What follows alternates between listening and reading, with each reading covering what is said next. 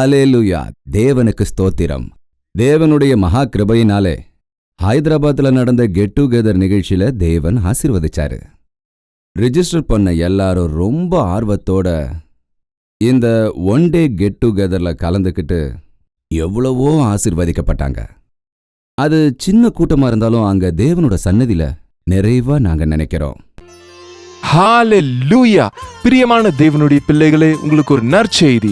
ஒவ்வொரு நாள் காலையும் தேவனுடைய புதிரான கிருபைகளை பெற்றுக்கொள்ளும்படியாக ஒரு சுருக்கமான வசன தியானத்தை அனுதின தியானம் என்னும் நிகழ்ச்சியாக நாங்கள் கொடுத்து கொண்டு வருகிறோம். டாக்டர் ஜெயபால் தமிழ் என்னும் யூடியூப் சேனல்ல ஒவ்வொரு நாளும் காலையில 7 மணிக்கு வருகிற இந்த நிகழ்ச்சியை, இது யூடியூப்ல இருக்கிறதுனால உங்களுக்கு நேரம் கிடைக்கும் போது தேவ பிள்ளைகள் நீங்க இந்த நிகழ்ச்சியை பார்த்து பயனடைய வேண்டும் என்று உங்களை கேட்டுக்கொள்கிறோம். நினைவில் வைத்துக் கொள்ளுங்க, ஒவ்வொரு நாள் காலை 7 மணிக்கும் அனுதின தியானம் டாக்டர் ஜெயபால் தமிழ் யூடியூப் சேனல்ல உங்களுக்காக பாருங்க, ஆசீர்வதிக்கப்படுங்க. பல பேர் அண்ணா எனக்கு பிறந்த நாள் ஜெபம் பண்ணுங்கன்னு சொல்லுவாங்க. நான் மூஞ்ச கொஞ்சம் இப்படி வச்சுக்கிட்டு எதுக்காக பிறந்தீங்கன்னு கேட்பேன். ஏன் பிறந்தோம்? நீங்க எப்போவாவது இந்த கேள்வியை கேட்டிருக்கீங்களா? எப்போவாவது உங்களுக்கு தோணிருக்கா ஏன் பிறந்தோன்னு? நான் ஏன் பிறந்தேன்? எதுக்காக பிறந்தேன்? சும்மா பிறந்தேன்னு ஒருத்தர் சொன்னாரு. அவர் ஏன் சும்மா பிறந்தாரு? சும்மா பிறக்க மாட்டோம், சும்மா வளர மாட்டோம். நம்மள தேவனோட உத்தேசத்துக்கு பிறக்க வச்சாரு. தாவீது சொன்னாரு, நான் கர்ப்பத்துல இருக்கும் போதே உன் கண்கள் என்னை பார்த்ததாம். யாரு? தாவீத மட்டும் பார்த்ததா? உங்களை, என்ன, இந்த உலகத்துல இருக்கிற எல்லாரையும். பிண்டம்னா ரத்த குழம்பு, அதை பார்க்க ரொம்ப அசிங்கமா இருக்கும். அந்த ரத்தமும் சதையுமா இருக்கும் போதே தேவன், இது ஜெயபால் ஆகணும், இந்த ஜெயபால் இவ்வளவு உயரம் இருக்கணும், இந்த ஜெயபால் எனக்காக இந்த வேலைகளை செய்யணும், என்னோட சேவகனா ஆகணும் அப்படின்னு தேவன் நினைச்சாரு. என்னோட 17வது வயசு வரைக்கும் நான் தேவனை தெரிஞ்சிக்கவே இல்லை. என்னோட அப்பா ஒரு கெசட்டட் ஆபீசர். அவருக்கு இல்லாத பழக்கங்களே இல்லைன்னு சொல்லலாம். அவரு தான் இஷ்டப்படி சுத்திக்கிட்டு இருந்தாரு. நானும் என்னோட 17வது வயசுல இஷ்டப்படி சுத்திக்கிட்டு இருந்தேன். எங்க அப்பாவை தேவன் தரிசிச்சாரு. அந்த முழு விவரத்தையும் இப்போ என்னால சொல்ல முடியாதுங்க. அவரோட மாற்றத்தை பார்த்து தான் இயேசு அப்பா உண்மையிலேயே தேவன்னு நான் புரிஞ்சுக்கிட்டேன். ஏன்னா நான் தேவனும் இல்லை பேயும் இல்லைன்னு சொல்றவன். ஆனா என்னோட தகப்பன் எப்ப மாறினாரோ, என் வீட்டில் நான் தான் மூத்த மகன்க. மூத்த மகன் மேல தகப்பனோட பாவங்கள் பதியும்னு பைபிள் சொல்லுது. என்னோட அப்பா, என்னோட பாவங்கள் என் மகன் மேல் வராம செய்யுங்க தகப்பனே அப்படின்னு என்னோட ரட்சணைக்காக பிரார்த்தனை பண்ணாரு. அவரு செஞ்ச பிரார்த்தனையால 3வது மாசமே அவரு 40வது வயசுல மாறினாரு. நான் 17வது வயசுலயே மாறிட்டேன். நான் மாறினதுக்கு அப்புறம் எனக்குள்ள இதே கேள்வி, என்னை எதுக்காக பிறக்க வச்சாரு? என்னை எதற்காக ரட்சித்தார்? இந்த கேள்வியை நான் மட்டுமல்ல, ஒவ்வொருத்தரும் தேவனிடத்தில் கேட்க வேண்டும். என்னை எதற்காக பிறக்க வைத்தீர்கள் என்று. உலகத்துல கோடி கோடியா மக்கள் இருக்கும்போது எனக்கு மட்டுமே இயேசு அப்பாவோட நாமத்துல நம்பிக்கை வைக்கும்படியான பாக்கியம் கிடைச்சது. என்னால தேவனோட காரியங்கள் என்னென்ன நடக்க வேண்டியிருக்குன்னு நாம ஒவ்வொருத்தரும் தெரிஞ்சுக்கணும்.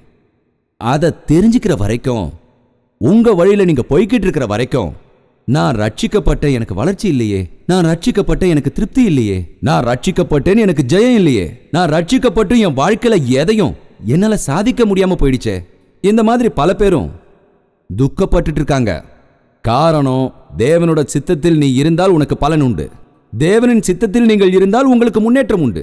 தேவனுக்கு உங்களிடத்தில் ஒரு வேலை இருக்கிறது. நீங்கள் யாராக இருந்தாலும் சரி, இதுவரைக்கும் உங்களுக்கு அந்த காரியம் என்னன்னு தெரியலன்னா, இப்போவாவது தாமதிக்காம தேவனுடைய சித்தம் உங்க வாழ்க்கையில என்னன்றதை கண்டுபிடிக்க முடிஞ்சா உங்க வாழ்க்கையை மலர்ச்சியா மாறிடும். பவுல் சவுலாக இருந்தபோது மத வைராகியத்துல பிடிவாதமா இருந்தாரு. இயேசு நாமத்துல பிரார்த்தனை பண்ற எல்லாரையும் சித்திரவதைப்படுத்தினா, கஷ்டப்படுத்தினா, தான் ஏதோ பெரிய காரியம் செய்யற மாதிரி நினைச்சுக்கிட்டு. ஆனா தமஸ்க் ரோட்ல தேவனுடைய சிலுவை தரிசனத்தை பார்த்ததும், சவுலே சவுலே, என்னை எதுக்காக நீ கஷ்டப்படுத்துற அப்படின்னு கேட்கும்போது, குதிரையிலேருந்து கீழே இறங்கி வந்த சவுல் என்ன சொன்னாரு உங்களுக்கு தெரியுமா? ஏன் நீங்க பைபிள் படிக்க மாட்டீங்களா? என்ன சொன்னாரு? தேவனே தேவனே நீ எப்படி சொல்லுவான்? தேவன் இல்லைன்னு சொல்லி தானே கிறிஸ்தவர்களை சித்திரவதை பண்ணா. தேவன் இல்லைன்னு சொல்லி தானே அவங்களை கஷ்டப்படுத்தினா. இயேசுவோட நாமத்தால பிரார்த்தனை பண்ணவங்களை கஷ்டப்படுத்தினா. ஒரு முறை அந்த இயேசு அப்பாவோட சிலுவை, அந்த சிலுவை தரிசனத்தை பார்த்த உடனே நம்மளை யாராவது வேகமா பெடலில் அடிச்சாங்கன்னு வைங்க, வலி தாங்க முடியாம என்ன சொல்லுவோம் சொல்லுங்க? அம்மான்னு சொல்லுவோம். சில பேருக்கு ஆபரேஷன் நடந்திருக்குங்க. ஆபரேஷன் நடக்கும்போது அவருக்கு எந்த வலியும் தெரியாது. மயக்கம் தெளிஞ்சதுக்கு அப்புறம் அந்த வலியில அம்மா, எவ்வளவு பெரிய பாஸ்டர் அம்மான்னு சொல்றாரு பாருங்கன்னு சொல்லுவோம். எஸ் ஐயா, எஸ் ஐயா, அம்மா. ஏசப்பான்னு சொன்னோன்னு நினைச்சா கூட அம்மான்னு தான் வாயில வருது. அம்மான்னு ஏன் வருதுன்னு கேட்டா, இந்த சரீரம் அம்மா கொடுத்தது. சரீரத்துக்கு வலி ஏற்பட்டா என்ன சொல்லுவோம் சொல்லுங்க? அம்மான்னு கூப்பிடுவோம். ஆத்மாக்கு வலி ஏற்பட்டா என்ன சொல்லுவோம் சொல்லுங்க? தேவனை கூப்பிடுவோம். தேவன் சவுல ஆத்மால அடிச்சாரு. ஆத்மால அடிச்சதுனால தான் அவன் குதிரையிலிருந்து கீழே விழுந்திருக்கான். மனமாற்றம் என்பது இதுதான். மேலோட்டமான மனமாற்றம் இல்ல. மேலோட்டமா உங்களோட சிலவித குணங்களையோ பழக்கங்களையோ மாத்துறதில்ல. சில சுபாவ புத்திகளை மாத்துறதில்ல. சில பேர் சொல்லுவாங்க கிராஜுவலா மாறுறேன்னு சொல்லுவாங்க. கிராஜுவலா மாறுறது இல்லை இது. நான் ரட்சிக்கப்படுறேன்னு சில பேர் சொல்லுவாங்க. படுறேன்னா என்னது? இவர் படுத்து படுத்து எழுந்துக்கிறது இல்லை இது. ஒருவன் கிறிஸ்துவுக்குள் இருந்தால் அவன் புதிய சிருஷ்டி ஆவான். அவனுக்குள்ள இருக்கிற பழசு ஒழிஞ்சிடும். இனி பழசு இல்ல. பழசு உங்களை விட்டு ஓடி போயிடுச்சு. இப்ப இருக்கிறவங்களோட மாற்றங்கள் முழுமையான மாற்றங்கள் இல்லைங்க. நம்ம பாரத பிரதமர் நேரு ரொம்ப சுத்தமா இருப்பாராம். அப்படி இருக்கும்போது ஒரு நாள் ஒரு மந்திரி அவர் வீட்டுக்கு வந்திருந்தாரு. அவரை பார்த்து பேசிட்டு அப்படியே பார்லிமெண்ட்டுக்கு போலான்னு வந்திருக்காரு. அந்த ரூம் முழுக்க ஒரே வாசனையா அவர் வந்ததுல இருந்து. நேரு வாசனை எங்க இருந்து வந்திருக்குன்னு பார்த்திருக்காரு. அவர் சாக்ஸ்ல இருந்து வந்திருக்கு. அந்த சாக்ஸை ரொம்ப நாளா தோய்க்காம போட்டா ஒரு வாசனை வருமே, அந்த மாதிரி வாசனை வந்திருக்கு. அந்த துர்நாற்றத்தை சகிச்சிக்க முடியாத நேரு உள்ள போய் ஒரு ஜோடி புது சாக்ஸை கொண்டு வந்து அவர்கிட்ட கொடுத்தாராம். இப்ப இந்த சாக்ஸை போட்டுக்கங்கன்னு சொன்னாரு. 2 பேரும் கார்ல ஏறி போய்கிட்டே இருந்தாங்க. கார்ல மறுபடியும் அந்த துர்நாற்றம் வந்தது. ஏங்க உங்ககிட்ட நான் புது சாக்ஸை கொடுத்தனே போட்டுக்கலையான்னு நேரு கேட்டிருக்காரு. இல்லைங்க நான் போட்டிருக்கேன், இங்க பாருங்க அப்படின்னாராம். அப்படி இருக்கும்போது இந்த வாசனை எப்படி வருதுன்னு அவருக்கு தெரியவே இல்லை. உடனே நேரு அவர்கிட்ட பழசு எங்கன்னு கேட்டிருக்காரு. இதோ பாருங்க என் பாக்கெட்ல இருக்குன்னு சொல்லியிருக்காராம். இப்போ பல பேரோட மனமாற்றம் எப்படி இருக்குன்னா, புதுசை வர வச்சுக்கிட்டு பழச உள்ள வச்சுக்கிறாங்க. மேலோட்டமா தான் தங்களை மாத்திக்கிறாங்களே தவிர உள்ளோட்டமா இல்ல. பகிரங்கமா பாவத்தை செஞ்சவன் இப்ப சீக்ரெட்டா செய்யறான். யாருக்குமே தெரியாம செய்யறான். என்ன கொஞ்சம் ஃப்ரீக்வன்சி தான் கம்மி ஆயிடுச்சு. முதல்ல எல்லாருக்கும் தெரிஞ்ச மாதிரி செஞ்சா இப்போ யாருக்குமே தெரியாம செய்யறான். இது மாற்றம் இல்லை. எல்லாமே புதுசா இருக்கணும். நம்முடைய தேவன் நம்மை பார்க்கும்போது புதிய சுபாவத்தையும் புதிய புத்தியையும் புதிய ஆத்மாவையும் புதிய இதயத்தையும் தரேன்னு சொன்னாரு. என்ன சொல்ல வரேனா, நான் என்னோட 14வது வயசுல மாறினேன். இப்போ எனக்கு 64 வயசாகுது. நான் என்னோட இளமையை பரிசுத்தமா பயன்படுத்தினேன். என்னோட வாழ்க்கையை நான் தேவன் கிட்ட ஒப்படைச்சதுனால அவரே என்னுடைய குறிக்கோள், அவரே எனக்கு ஆனந்தம். அவர்கிட்ட தான் நான் முழுக்க முழுக்க என்ன நான் ஒப்படைச்சுக்கிட்டேன். அதனால நான் அடைஞ்ச மாற்றம் ஸ்திரமா இருந்தது, உண்மையாக இருந்தது. இன்னைக்கு அந்த மனமாற்றத்துக்கு அர்த்தமே இல்லாம போயிடுச்சு. என்ன மாதிரி போதகர்கள் அந்த மாற்றத்துக்கான விளக்கத்தையே தராம விட்டுட்டாங்க. ஒரு மனிதன் மனசு மாறாம வெளிவேஷத்துல தன்னை எவ்வளவு மாத்திக்கிட்டாலும் அவனுக்கு உள்ளுக்குள்ள இருக்கிற பாவத்தினால ஜெயம் கிடையாது. இங்க பவுலா தேவன் மாத்தணும்னு நினைச்சப்ப அவனோட இதயத்திலையும் ஆத்மாலையும் அடிச்சப்போ சவுல் கீழே விழுந்தப்போ தேவனே நீ யாருன்னு கேட்டான். நான் உன்னால இம்சிக்கப்படுற இயேசுன்னு சொன்னாரு. அடுத்து அவர் என்ன சொன்னாருன்றதை நீங்க அப்போஸ்தல அதிகாரம் 22ல பார்க்கலாம். தேவனே என்னால எதை செய்ய முடியும்? என்ன சொன்னாரு? என்னை எதுக்காக தடுத்த? என்னை எதுக்காக மாத்துன?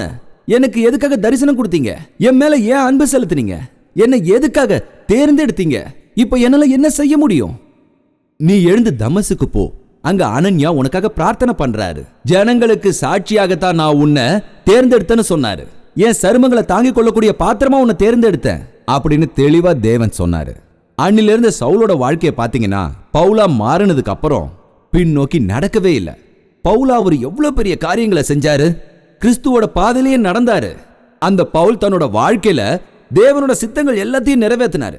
நடுவுல அவரு சொன்னாரு, பின்னால இருக்கிறதெல்லாம் மறந்துட்டு முன்னாடி இருக்கிறதை நோக்கி நான் நாடுகிறேன்னாரு.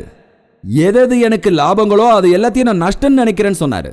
எதன் காரணமாக இயேசுவினால் நான் தேர்ந்தெடுக்கப்பட்டேனோ அதை பிடிப்பதற்காக நான் ஓடுகிறேன். ஒரு தடவை நீங்க எல்லாரும் இந்த வசனத்தை படிங்க. பிலிப்பு எழுதின கடிதம் 12:3 படிக்கலாம். 12 படிங்க. இதுவரைக்கும் நான் அடைந்ததாயிற்று அல்லது முற்றிலும் தேறினவனானேன் என்று எண்ணாமல் கிறிஸ்து இயேசுவினால் நான் எதற்காக பிடிப்பட்டேனோ அதை நான் பிடித்துக் கொள்ளும்படி ஆசையாய் தொடருகிறேன். என்னோட சேர்ந்து எல்லாரும் சொல்றீங்களா? இயேசு கிறிஸ்துவினாலே நான் எதற்காக பிடிபட்டேனோ. நீங்க பிடிக்கப்பட்டீங்களா, பிடிக்கப்படலையா? நீங்க பிடிப்பட்டீங்களா, பிடிப்படலையா? உங்களை பிடிக்கணும்னு உங்களை பின்தொடர்ந்துகிட்டு இருக்காரு. பல பேர் தேவனோட வாழ்க்கைக்காக தங்களோட வாழ்க்கையை கொடுக்க மாட்டாங்க. எவ்வளவு சீக்கிரமா தேவன் கையில நம்மளை ஒப்படைக்கிறோமோ அவ்வளவு நல்லது. அன்று இஸ்ரவேல் மக்களுக்காக அவ்வளவு அற்புதங்களை செஞ்சாரு. அந்த தேசத்திலிருந்து அவங்களை வெளியே வர வச்சதும் அவங்க சரியா தேவனோட வார்த்தையை கேட்டிருந்தா அந்த கானான் தேசத்திற்கு எத்தனை நாள்ல எவ்வளவு நேரத்தில் போவாங்க தெரியுமா? எத்தனை நாள்? 40 நாள் பிரயாணம். 40 நாள்ல போக வேண்டிய இடத்துக்கு எத்தனை வருஷத்துல போனாங்க? எதனால? எதனாலன்னு கேட்கிறேன். தேவன் இப்படி போக சொன்னா எனக்கு மூச்சு வாங்குது, தேவன் அப்படி போக சொன்னா ஐயோ எனக்கு பயம், இந்த பக்கம் போனா மீன் இல்ல, அந்த பக்கம் போனா வெங்காயம் இல்ல, அது இது அப்படி இப்படின்னு நாம என்னென்னவோ சொல்லிக்கிட்டு இருக்கோங்க. முன்னையும் பின்னையும் போய்கிட்டு வந்துட்டே இருக்கோம். தேவனுக்கு வெறுப்பாகி தமது வாழ்க்கையில 40 வருஷத்தை வீணாக்கிக்கிட்டு எல்லாரும் அந்த அரண்யாலேயே இருந்துட்டாங்க, ஜோஷுவாவையும் தானியேலையும் தவிர. அந்த எகிப்திலிருந்து வெளியே வந்தவங்க யாருமே கூட அந்த கானான் தேசத்துக்கு அவங்க சந்ததியை தவிர அங்க யாருமே போகல. இன்னைக்கு கூட பல பேரு தேவனுடைய சித்தத்துக்கு அவங்களோட வாழ்க்கையை அர்ப்பணிக்காம பல பேரு அவங்களோட வாழ்க்கையில எதையுமே சாதிக்க முடியாம அவங்க வாழ்க்கையை கழிச்சிட்டு இருக்காங்க. உங்கள எத்தனை பேருக்கு தேவனுடைய சித்தத்தையும் காரியங்களையும் தெரிஞ்சுக்கணுன்ற ஆசை இருக்கு? கொஞ்சம் கை தூக்குங்க பார்க்கலாம். இன்னொரு விஷயங்க, தேவனோட சித்தத்தின் படிதான் நான் நடந்துகிட்டு இருக்கேன்னு சொல்றவங்க எல்லாம் இப்ப கையை தூக்குங்க பார்க்கலாம். அந்த சித்தத்தின்குள் நான் வந்துட்டேன்னு சொல்றவங்க எல்லாம் கை தூக்குங்க பார்க்கலாம். ஏன் வரலையா? வரல. இவ்வளோ பெரிய கூட்டத்தில் 10 பேர் தான் தேவனோட சித்தத்தை பத்தி தெரிஞ்சுக்கிட்டு இருக்காங்க, வேற யாருமே தெரிஞ்சுக்கல.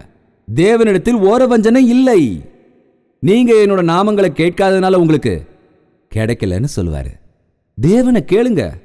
நீங்க செய்யற வேலை தேவனுடைய சித்தத்தின் படியானதா? நீங்க செய்யற வியாபாரம் தேவனின் சித்தத்தின் படியானதா? உங்க வாழ்க்கையில நீங்க நடந்துக்கிற விதம் தேவ சித்தத்தின் படியா அப்படின்னு தெரிஞ்சுக்கணும். ரட்சிக்கப்பட்ட உடனே ஒவ்வொரு விசுவாசியும் தேவனுடைய சித்தம் என்ன என்பதை தெரிந்து கொள்ள வேண்டும். இப்போ பெரிய பிரச்சனை என்னன்னா, தேவனுடைய சித்தத்தை தெள்ளத் தெளிவாக நாம் சொல்லிவிட்டால் நாம எல்லாருமே அதுக்குள்ள போயிடுவோம். ஆனா தேவன் தனது சித்தத்தை கொஞ்சம் கொஞ்சமா தான் நமக்கு வெளிப்படுத்துவாரு.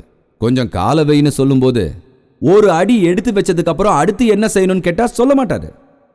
ஒரு அடி எடுத்து வைன்னு சொன்னதும் வைக்கணும். இப்போ இன்னொரு அடி எடுத்து வைங்க, இப்படிதான் நம்மளை நடத்துவாரு.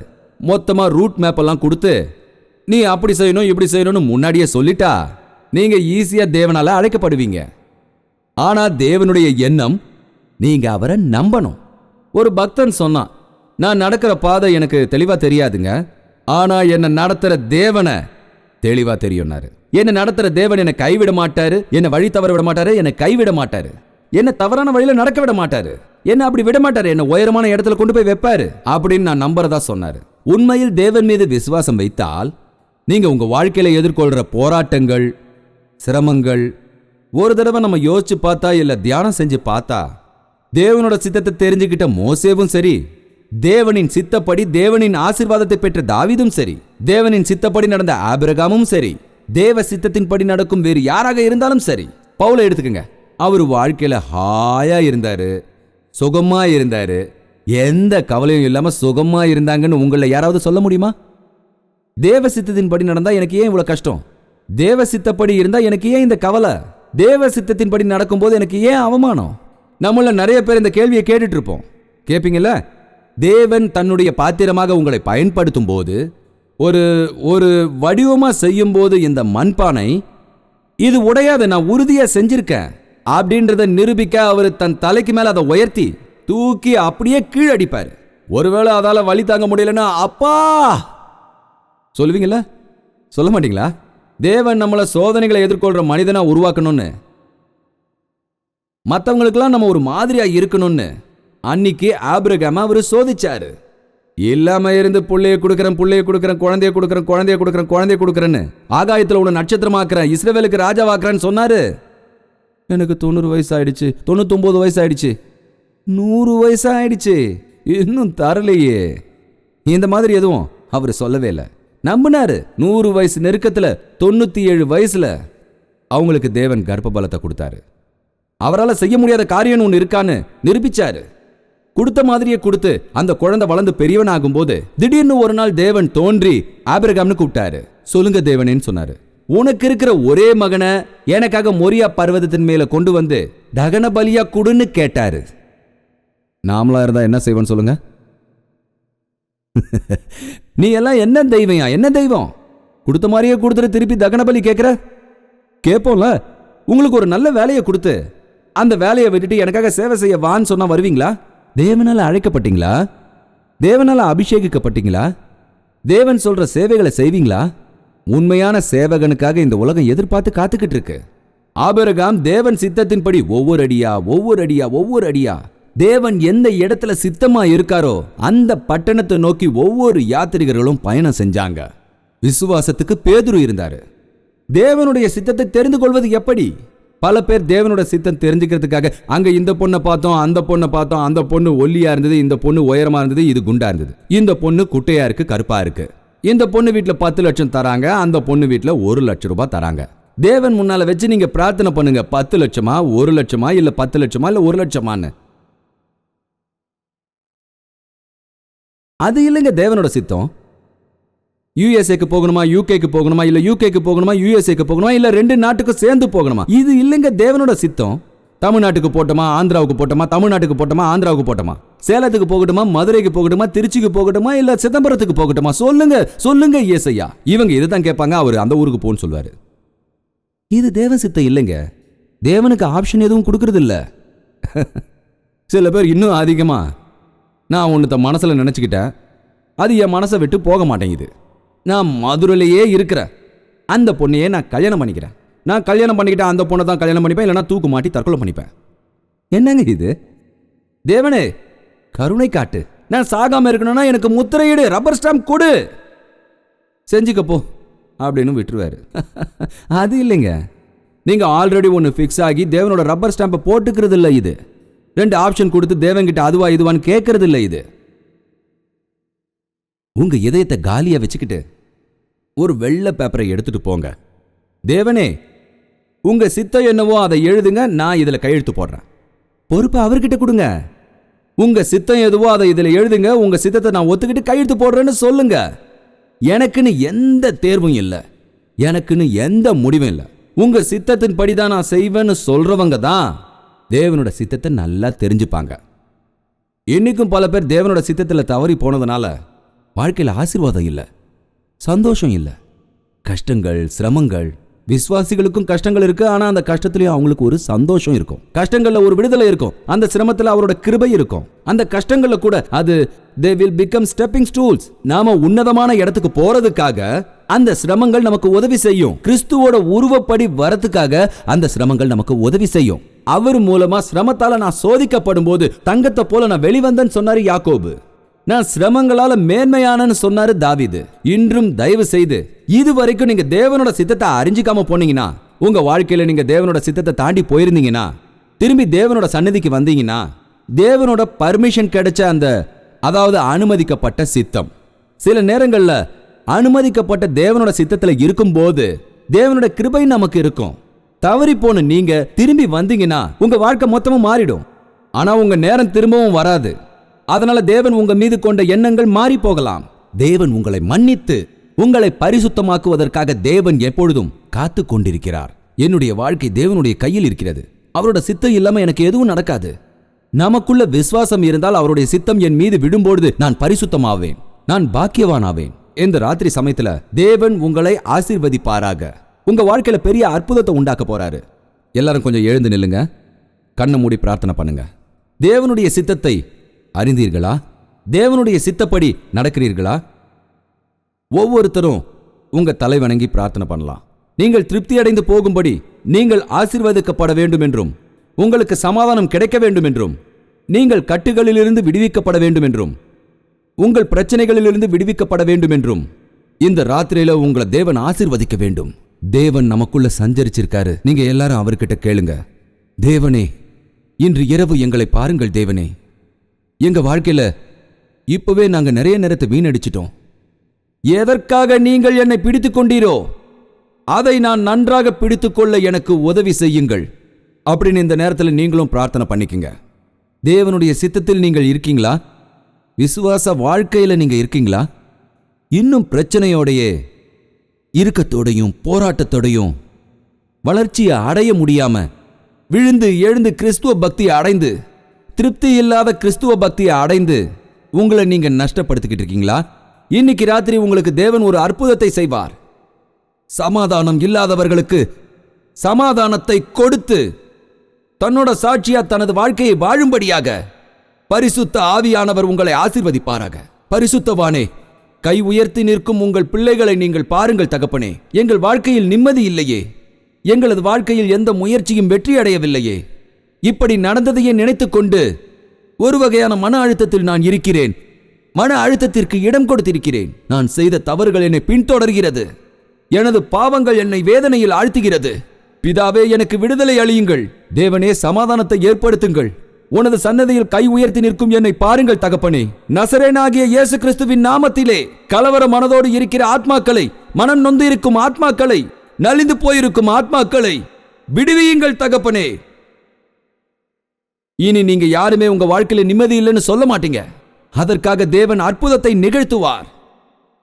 சமாதானம் இல்லாத நிலையில் இருக்கிறவங்களையும் சமாதானம் தரக்கூடிய தேவனிடத்தில் சேர்ந்து உமது சாட்சியாக வாழும்படி அவர்களுக்கு உதவி செய்யுங்கள். பரிபூர்ணமான இதயத்தோட கடைசியா நம்ம பிரார்த்திக்க போறோம். தேவனே, உமது சித்தத்தில் நாங்கள் இல்லை ஐயா. உமது சித்தத்தின்படி எங்களால் நடக்க இயலவில்லை. உமது சித்தத்தை அறிந்து கொள்ளவில்லை தகப்பனே. உமது வழியில் இனி நான் நடப்பேன். இன்றிலிருந்து உமது சித்தத்தை எனக்கு தந்தருள வேண்டும் தகப்பனே. இப்படி பிரார்த்தித்துக் கொண்டு நீங்கள் அனைவரும் உங்கள் இரு கைகளையும் மேலே உயர்த்தி பிரார்த்தனையில ஒன்று சேருங்க. பரிசுத்தமும் அன்பும் நிறைந்த தகப்பனே, தேவனே, இன்று இரவு இந்த சபையில் கூடியிருக்கும் ஒவ்வொருத்தரையும் கண்ணெடுத்து பாருங்கள். என் தாயின் கர்ப்பத்திலே எங்களுக்காக என்னென்ன எண்ணங்களை நீர் கொண்டிருந்தீரோ, இன்று அனைவருக்கும் அது நிறைவேற வேண்டும் தகப்பனே. இவர்கள் அனைவரும் மீதும் நீங்கள் உயர்வான எண்ணம் கொண்டிருக்கிறீர். கீழான எண்ணங்களை எங்களிடத்தில் நீக்குங்கள். நாங்கள் யோகியவான்களாகவும் உமது சாட்சியாகவும் நாங்கள் ஆசீர்வாதமாக இருக்க வேண்டும் என்று, நாங்கள் சந்தோஷமாகவும் சமாதானமாகவும் இருக்க வேண்டும் என்பதற்காக உங்களை பிராயச்சித்த பலியாக உமது உயிரை எங்களுக்காக தந்தீரே தகப்பனே. எங்கள் சாபங்களை என்றோ நீர் எடுத்து விட்டீர்.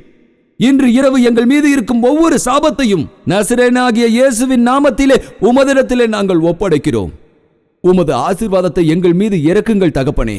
இவர்கள் அனைவரும் செய்வது ஜெயமாக வேண்டும். உங்கள் வார்த்தை எங்கள் வாழ்க்கையில் நிறைவேற எங்களுக்கு உதவி செய்யுங்கள் தகப்பனே. இன்று முதல் நீங்கள் எங்களை ஆசீர்வதித்தீர். இந்த ஆசீர்வாதத்தை எங்கள் அனைவருக்கும் தர வேண்டும் தகப்பனே. எந்த ஆசையோடையும் எந்த கோரிக்கையோடையும் எந்த பிரச்சனையோடையும் எந்த தேவைகளுக்காக உங்கள் பிள்ளைகள் இங்கு வந்திருக்கிறார்களோ அவர்களது பிரச்சனையை எல்லாம் தீர்த்து வையுங்கள். உமது வாக்கு தத்துவத்தோடு போகும்படியாக, உமது சமாதானத்தோடு போவதற்கு, உமது அபிஷேகத்தின்படி செல்லும்படியாக அவர்களுக்கு உதவி செய்ய வேண்டும். வெளியில் சென்றதும் பரிசுத்தவான்களாக உமது சாட்சியாக வாழ்வதற்கு, வாழ்க்கை முழுவதும் ஆசீர்வதிக்கப்பட்டு வாழ்த்தும்படியாக, உங்கள் சித்தம் இருந்தால் உங்கள் வருகை வரைக்கும் நாங்கள் இந்த உலகத்தில் இருக்கும்படியாக எங்கள் ஒவ்வொருவருக்கும் உதவி செய்ய வேண்டும் என்று இயேசு கிறிஸ்துவின் நாமத்தினாலே கேட்கிறோம் தகப்பனே. ஆமேன், ஆமேன், ஆமேன்.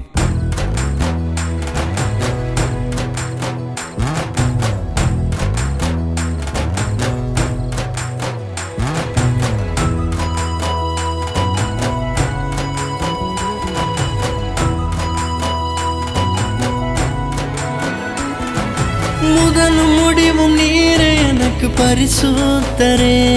என் இதயம் நிறைவினாலே துதி பாடிடுவேன்.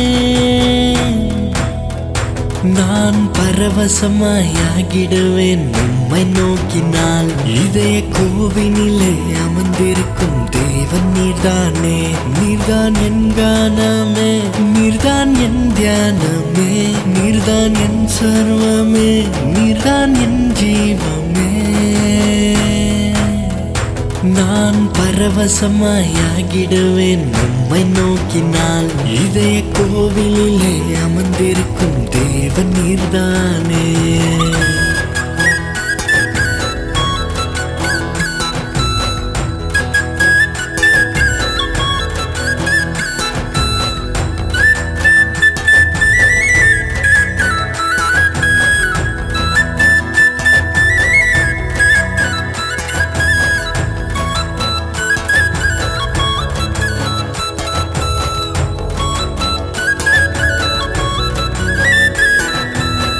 ஜீவ வார்த்தையால் என்னோடு பேசினீரே, ஆவியின் கனிகளினால் அலங்கரித்தீரே. ஜீவ வார்த்தையால் என்னோடு பேசினீரே, ஆவியின் கனிகளினால் அலங்கரித்தீரே. என்னை உமதன்பு அரவணைப்பில் சேர்த்து கொண்டீரே, நானும் மனதார உமக்காக வாழ்ந்து வருகிறேன். உயிரின் நண்பரே, என் அன்பு இயேசுவே, உயிரின் நண்பரே, என் அன்பு இயேசுவே. ஓ பரவசமாயாகிடுவேன் உம்மை நோக்கினால், இதய கோவிலிலே அமர்ந்திருக்கும் தேவன் நீர்தானே.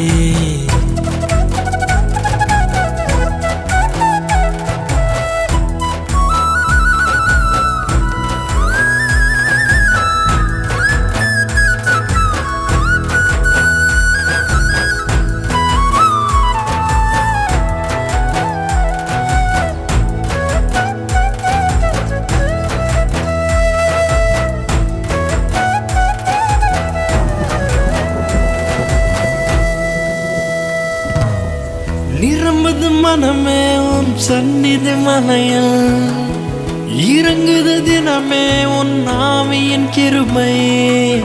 நிரம்புது மனமே உன் சந்நிதி மலையில், இறங்குது தினமே உன் ஆவியின் கிருபை. இந்த இனிதான ஆனந்தம் என் சொந்தமே, துதி மகிமையும் கனமும் உன் சொந்தமே. மகிமையின் தேவனே, கிருபையின் ராஜனே, மகிமையின் தேவனே, கிருபையின் ராஜனே. நான் பரவசமாகிடுவேன் உம்மை நோக்கினால், இதய கோவிலிலே அமர்ந்திருக்கும் தேவன் நீர்தானே. நீர்தான் என் கானமே, நீர்தான் என் தியானமே, நீர்தான் என் சர்வமே, நீர்தான் என் ஜீவமே.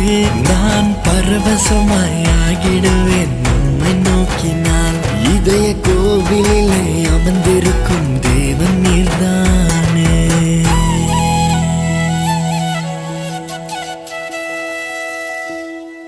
உங்களுக்காக நாங்க பிரார்த்தனை பண்ணணும்னு விருப்பப்பட்டா உங்க பேரையும் விவரங்களையும் தெரியப்படுத்துங்க. ஃபோன் பண்ணுங்க. தேவன் சன்னதியில உங்களுக்காக பிரார்த்தனை பண்றதுக்கு நாங்க ஆர்வத்தோட இருக்கோம். நீங்களும் பிரார்த்தனை பண்ணுங்க. கண்டிப்பா தேவன் நமக்கு ஜெயத்தை கொடுப்பாரு. ஒவ்வொரு ஞாயிற்றுக்கிழமை காலையிலும் சென்னையில் இருக்கிற கல்வாரி சர்ச்சில் 12லிருந்து 3 மணி வரைக்கும் சிறப்பான ஆராதனை நடைபெறுகிறது. நேரடியா உங்களை பார்க்கறதுக்கும் ஆர்வத்தோட உங்களுக்காக பிரார்த்தனை செய்யறதுக்கும் எங்களுக்கு உதவி செய்யுங்க. வாங்க, ஆராதனையில் கலந்துக்கங்க. ஆராதனை முடிஞ்சதுக்கு அப்புறம் உங்களை பார்க்கறதுக்கும் உங்களுக்காக பிரார்த்தனை பண்றதுக்கும் நான் தயாரா இருக்கேன். அட்ரஸ் விவரங்களை முன்னாடியே தெரிஞ்சுக்கிட்டு வாங்க. இங்க வந்து நீங்க சிரமப்படக்கூடாது. ஹalleluya! பிரியமான தேவனுடைய பிள்ளைகளே, உங்களுக்கு ஒரு நற்செய்தி. ஒவ்வொரு நாள் காலையும் தேவனுடைய புதிரான கிருபைகளை பெற்றுக்கொள்ளும்படியாக ஒரு சுருக்கமான வசன தியானத்தை அனுதின தியானம் என்னும் நிகழ்ச்சியாக நாங்கள் கொடுத்து கொண்டு வருகிறோம். டாக்டர் ஜெயபால் தமிழ் என்னும் யூடியூப் சேனல்ல ஒவ்வொரு நாளும் காலையில 7 மணிக்கு வருகிற இந்த நிகழ்ச்சியை, இது யூடியூப்ல இருக்கிறதுனால உங்களுக்கு நேரம் கிடைக்கும் போது தேவ பிள்ளைகள் நீங்க இந்த நிகழ்ச்சியை பார்த்து பயனடைய வேண்டும் என்று உங்களை கேட்டுக்கொள்கிறோம். நினைவில் வைத்துக் கொள்ளுங்க, ஒவ்வொரு நாள் காலை 7 மணிக்கும் அனுதின தியானம் டாக்டர் ஜெயபால் தமிழ் யூடியூப் சேனல்ல உங்களுக்காக பாருங்க, ஆசீர்வதிக்கப்படுங்க. தேவ சித்தம் இருந்தா மறுபடியும் சந்திக்கலாம். அது வரைக்கும் தேவனுடைய மகா கிருபை உங்களுக்கு துணையாக இருப்பதாக. உங்கள் தேவைகள் எல்லாவற்றையும் நீங்கள் எழுத வேண்டிய முகவரி ஜெயபால் ஃபவுண்டேஷன்ஸ், இலக்கம் 29, new colony road, Velachery, Chennai 6,42,00,000.